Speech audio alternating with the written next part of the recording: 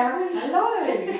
So Nice to see you again. yes, again. It's been really good because we're learning, lots of different things around, how we can manage ourselves with lymphedema. Around massage, what is the role of massage? Yeah, great question. Massage has two arms to it, really. We, as therapists, massage as part of our treatment, but we also like to empower our clients to do some massage at home because that's one way that they can have some control over things at home.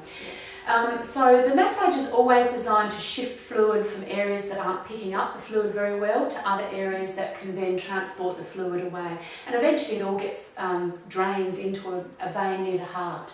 So we're always moving our fluid towards our trunk. So we usually suggest someone spend 15 or 20 minutes a day massaging if they're having real issues. For some clients they don't, and they may massage only a couple of times a week. So there's no real recipe. It's something that we have a chat about and decide what's best for them. Okay, and so it's obviously really important to know sort of how to go about and do that, so that so everyone knows that they're pushing or pulling or we're all on the same page. Yes, so so how do you actually go about it? Okay, so the first element that in any massage we like to suggest is to do some deep breathing, because you've got a very big muscle, the diaphragm there, and as you're breathing deeply, that diaphragm massages your lymphatic vessels, and that helps to push the fluid through and create pressure changes so that your fluid is already flowing better than what it was. So the first thing we could start doing is just pop one hand here and one hand on your tummy, and as we're breathing in through our nose and then we're going to breathe out through our mouth, you'll feel your hand move out from your belly, and that's a really nice big deep breath. So in for 3, feel your hand move out, and then out for 4. And then in again, and you'll feel your hand move out, and then... So that 5 deep breaths is a really good way to start. And then we're preparing, we like to think of the areas of having buckets, if you like, and we've got to fill the buckets, but then we've got to help to empty them because they're not as efficient as emptying themselves. So we've got lymph nodes in our neck and under our armpit. So let's say that we have swelling in one arm so that it makes it a bit easier to be specific about our massage. The first thing we're going to do is just with the backs of our hands is in circles, just do some massaging through your neck nodes, and you can do about 10 circles, okay? The next thing we're going to do, if we're wanting to empty the buckets here across to the other buckets, which are more efficient, we want to get those buckets ready to receive the fluid. So again, with the flat of your hand, and just about 5 to 10 circles in through your armpit, that's lovely.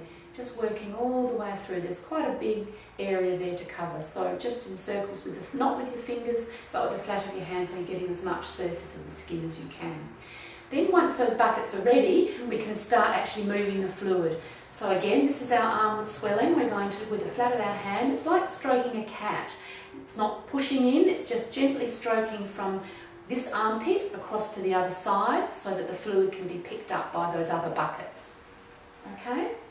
And then once we've done that, we can actually then start moving the fluid from our arm. So again, stroking up and across the other side. You can work through the back of your arm, through your shoulder. It really depends on where your swelling is. If you've got an area of hard swelling, often it's on the inside of your elbow, you can do little circles through there just to help break that down.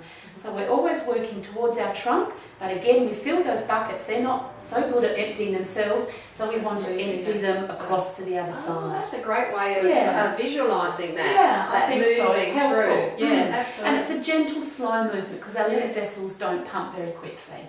Yeah, because I do notice that it is this it's soft. It's not very like soft. a very hard massage. No, it's not like a therapeutic massage. That's exactly right. Okay. The little lymph vessels are very close to the surface of the skin, so we only need to just gently stretch them, and the little mouth will open and fluid will drain in. So that's how that works. So that's a good thing to think about.